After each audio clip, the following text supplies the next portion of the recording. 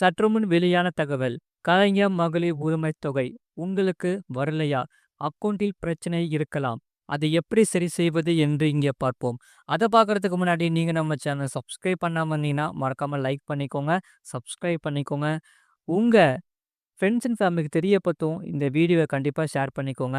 அதாவது தமிழக அரசின் கலைஞர் மகளிர் உரிமைத் தொகை திட்டத்தின் கீழ் வழங்கப்பட்ட நிதி பல பயனாளிகளின் வங்கிக் கணக்குகளில் வரவு வைக்கப்பட்டுள்ள நிலையில் ஒரு சில பெண்களுக்கு பணத்தை பெறுவதில் தொழில்நுட்ப சிக்கல்கள் ஏற்பட்டுள்ளதாக தகவல்கள் வெளியாகியுள்ளது.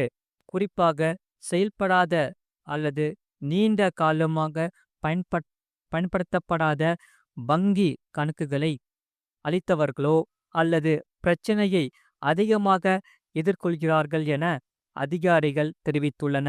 அந்த வகையில் சமீபத்தில் இந்த கலைஞர் மகளிர் உரிமைத் தொகை திட்டத்தின் கீழ் பயனாளிகளின் கணக்குகளில் முன்கூட்டியே தொகை வரவு வைக்கப்பட்டதை தொடர்ந்து சிலர் பணம் வந்திருந்தாலும் அதை பயன்படுத்த முடியாத நிலை ஏற்பட்டுள்ளது. குறிப்பாக புதிதாக திட்டத்தில் இணைந்த பயனாளிகளில் இந்த சிக்கல் அதிகமாக இருப்பதாக கூறப்படுகிறது. பழைய பயனாளிகளுக்கு பெரும்பாலும் இத்தகைய பிரச்சனைகள் இல்லை எனினும் அதிகாரப்பூர்வ வட்டாரங்கள் விளக்குகிறது. இந்த திட்டத்தின் கீழ் வழங்கும் முறை நேரடி நிதி பரிமாற்றம் ஆகும். அதாவது ஆதார் எண்ணுடன் இணைக்கப்பட்டுள்ள செயல்பாட்டில் உள்ள வங்கி கணக்கிற்கே அரசு நேரடியாக பணத்தை அனுப்புகிறது. ஆதார் எண்ணுடன் கடைசியாக இணைக்கப்பட்ட வங்கி கணக்கே செயல்பாட்டு கணக்காக கருதப்படுகிறது. எனவே பயனாளிகள் தற்போது பயன்படுத்தாத அல்லது நீண்ட காலமாக பண பரிவர்த்தனை நடைபெறாத கணக்கை முன்பாக வழங்கியிருந்தால் அந்த கணக்கு முடக்கப்பட்டிருக்கலாம் அல்லது செயலி இழந்திருக்கலாம். அத்தகைய சூழலில் பயனாளிகள் கவலைப்பட வேண்டிய அவசியமில்லை என அதிகாரிகள் தெரிவித்துள்ளன. முதலில் சம்பந்தப்பட்ட வங்கிக்கு நேரில் சென்று கணக்கின் நிலையை சரிபார்க்க வேண்டும். கணக்கு செயல்படாமல் இருந்தால் ஒரு குறைந்த தொகையை வைப்பு செய்தோ அல்லது பணம் எடுத்தோ கணக்கை மீண்டும் செயல்பாட்டுக்கு கொண்டு வரலாம். இது பல சமயங்களில் பிரச்சனையை உடனடியாக தீர்க்கும் என கூறப்படுகிறது. அதே சமயம் வங்கி கணக்கில் இந்த KYC விவரங்கள் புதுப்பிக்கப்படாமல் இருந்தாலும் அரசு நிதி வரவு பெறுவதில் தடைகள் ஏற்படலாம். ஆதார் அட்டை, பேன் கார்டு உள்ளிட்ட அடையாள ஆவணங்கள் புதுப்பிக்கப்பட்டுள்ளதா என்பதை உறுதி செய்து கொள்ள வேண்டும். இந்த KYC புதுப்பித்த பிறகு நிதி வரவு தொடர்பான சிக்கல்கள் பெரும்பாலும் தீர்ந்துவிடும் என வங்கி அதிகாரிகள் தெரிவிக்கின்றன. இதனால் பணம் வரவு தொடர்பாக தகவல் பெற முடியாதவர்கள் அல்லது சந்தேகங்கள் உள்ளவர்கள் தங்களது பகுதியில் உள்ள வட்டாட்சியர் அலுவலகத்தில் இயங்கும் மகளிர் உரிமைத் தொகை உதவி மையத்தை அணுகலாம். அங்கு கணக்கு நிலை, DBT இணைப்பு, ஆதார் விவரம் உள்ளிட்ட தகவல்கள் சரிபார்க்கப்படுகிறது. தேவையான வழிகாட்டுதலும் வழங்கப்படுகிறது. ஆகையால் இத்திட்டம் தொடர்பான தகவல்களை பெறும்போது அதிகாரப்பூர்வ அறிவிப்புகள் மற்றும் அரசு இணையதளங்களை மட்டுமே பயன்படுத்த வேண்டும் எனவும் எச்சரிக்கை விடுக்கப்பட்டுள்ளது. அதே சமயம் அறிமுகம் இல்லாத நபர்களிடம் OTP, வங்கி கணக்கு எண், ஆதார் விவரம் போன்ற முக்கிய தகவலை பகிர வேண்டாம் என அதிகாரிகள் வலியுறுத்தியுள்ளன. மொத்தத்தில் செயல்படாத வங்கி கணக்கால் உரிமைத் தொகை பெற முடியாதவர்கள் வங்கி கணக்கை செயல்படுத்தி KYC புதுப்பித்து தேவையெனில் உதவி மையத்தை அணுகலாம். பிரச்சினை எளிதில் தீரும் என அதிகாரப்பூர்வ வட்டாரங்கள் தெரிவித்துள்ளன.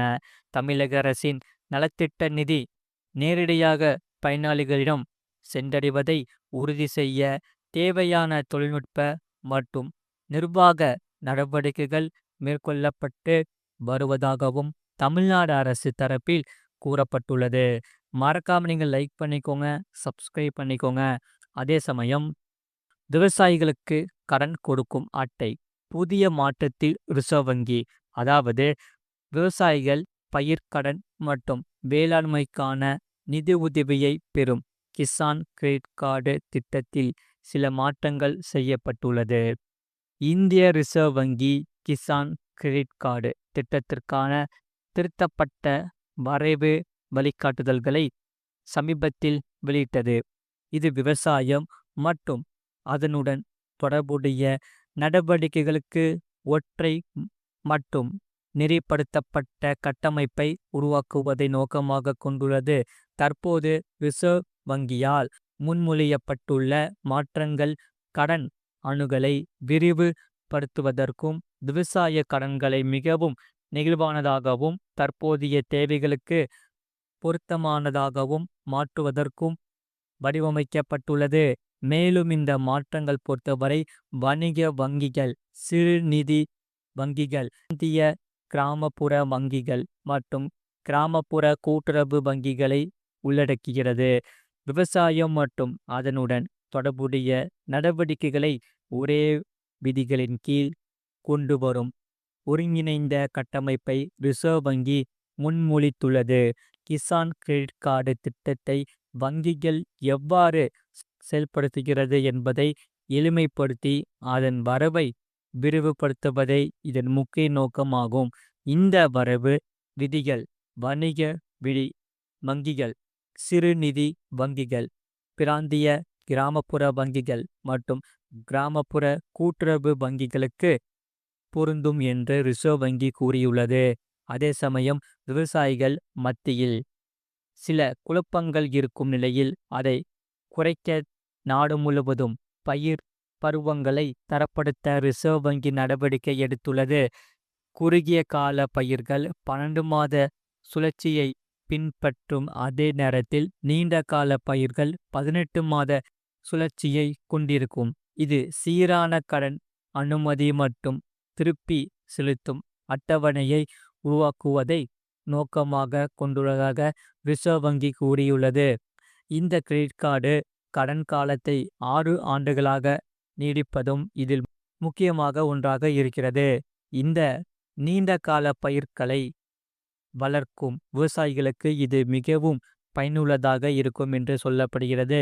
அதே சமயம் இதில் திருப்பி செலுத்தும் அட்டவணைகள் இப்போது உண்மையான பயிர் சுழற்சி மற்றும் வருமான காலக்கெடுவை சிறப்பாக பொருத்த முடியும். விவசாயிகள் சாகுபடியின் உண்மையான செலவை மிகவும் துல்லியமாக பிரதிபலிக்கும் வகையில் கடன் பெற முடியும். ஆகையால் இந்த விதிமுறைகளை உறுதி செய்வதற்கு முன்னர் 2026 மார்ச் 6ஆம் தேதி வரை இந்த வரவு வழிமுறைகள் குறித்து பொதுமக்களின் கருத்துக்களை ரிசர்வ் வங்கி அதன் வலைத்தளம் மற்றும் மின்னஞ்சல் மூலம் வரவேற்கிறது. கருத்துக்கள் கிடைத்த பிறகு இதில் வேறு சில மாற்றங்களும் வரலாம். விவசாயிகள் அதிக நன்மைகளை பெறும் வகையில் இந்த மாற்றங்கள் இறுதி செய்யப்பட்டுள்ளது. மறக்காம நீங்கள் லைக் பண்ணிக்கோங்க, சப்ஸ்கிரைப் பண்ணிக்கோங்க. உங்கள் நண்பர்கள், உங்கள் ஃப்ரெண்ட்ஸ் அண்ட் ஃபேமிலிக்கு தெரியப்படுத்தவும் இந்த வீடியோ கண்டிப்பாக ஷேர் பண்ணிக்கோங்க. இந்த செய்தியை பற்றி நீங்கள் என்ன சொல்கிறீங்கிறத கமெண்ட் செக்ஷனில் கமெண்ட் பண்ணுங்கள். அதே சமயம் அடுத்தடுத்த வீடியோ என்னென்ன போடலாங்கிறதையும் கமெண்ட் செக்ஷனில் கமெண்ட் பண்ணுங்கள். மறக்காமல் லைக் பண்ணிக்கோங்க, சப்ஸ்கிரைப் பண்ணிக்கோங்க. நம்ம சேனலில் பார்த்தீங்கன்னா ஸ்டோர்னு ஆப்ஷன் இருக்கும்.